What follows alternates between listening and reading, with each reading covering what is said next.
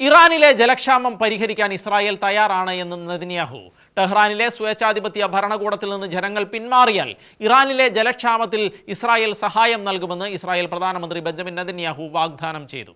ചൊവ്വാഴ്ച ഇറാനിയൻ ജനതയെ അഭിസംബോധന ചെയ്തുകൊണ്ട് ഇറാൻ സ്വാതന്ത്ര്യം നേടുന്ന നിമിഷം ഇസ്രായേലിന്റെ ഉന്നത ജലവിദഗ്ധർ എല്ലാ ഇറാനിയൻ നഗരങ്ങളിലേക്കും അത്യാധുനിക സാങ്കേതികവിദ്യയും അറിവും കൊണ്ടുവരുമെന്നും ഇറാന് ജലം പുനരുപയോഗം ചെയ്യാനും ജലം ഡീസാലിനേറ്റ് ചെയ്യാനും ഞങ്ങൾ സഹായിക്കുമെന്നും പ്രധാനമന്ത്രി പറഞ്ഞു. നിലവിലെ ജലപ്രതിസന്ധിക്ക് ഇസ്ലാമിക് റിപ്പബ്ലിക്കിന്റെ നേതാക്കളെ കുറ്റപ്പെടുത്തിക്കൊണ്ടാണ് അദ്ദേഹം തന്റെ പ്രസംഗം ആരംഭിച്ചത്. ഇറാനിലെ അഭിമാനികളായ ജനങ്ങൾക്ക് ജെറുസലേമിൽ നിന്ന് ആശംസകൾ. നിങ്ങളുടെ നേതാക്കൾ 12 ദിവസത്തെ യുദ്ധം നമ്മുടെ മേൽ അടിച്ചേൽപ്പിച്ചു.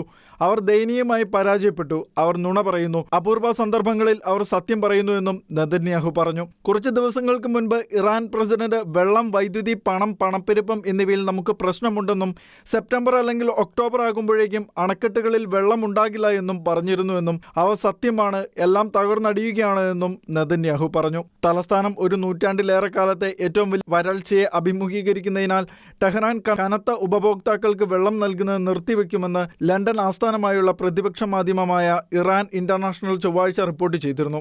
ആഭ്യന്തരമായി പണം ചെലവഴിക്കുന്നതിന് പകരം പ്രാദേശിക തീവ്രവാദ പ്രോക്സിലുകൾക്ക് കോടിക്കണക്കിന് ഡോളർ അയച്ചതിന് ഇറാൻ ഭരണകൂടത്തിനെതിരെ പരോക്ഷമായി നെതന്യാഹു ആരോപണം ഉന്നയിച്ചു. ഭരണകൂടത്തിനെതിരെ പ്രതിഷേധിക്കാൻ തെരുവിലിറങ്ങാൻ നെതന്യാഹു ഇറാനികളോട് അഭ്യർത്ഥിച്ചു. ഇസ്രായേലും ലോകവും അവർക്കൊപ്പം നിൽക്കുമെന്നും ഉറപ്പു നൽകി. ഉടൻ നിങ്ങളുടെ രാജ്യം സ്വതന്ത്രമാകുമെന്നും വെള്ളം സമൃദ്ധമാകുമെന്നും നിങ്ങളുടെ സമ്പദ്വ്യവസ്ഥ വീണ്ടെടുക്കുകയും അഭിവൃദ്ധി പ്രാപിക്കുകയും ചെയ്യുമെന്നും നിങ്ങളുടെ കുട്ടികൾ വീണ്ടും സന്തോഷവാന്മാരാകുമെന്നും നെതന്യാഹു പറഞ്ഞു. International desk, Shekinah news.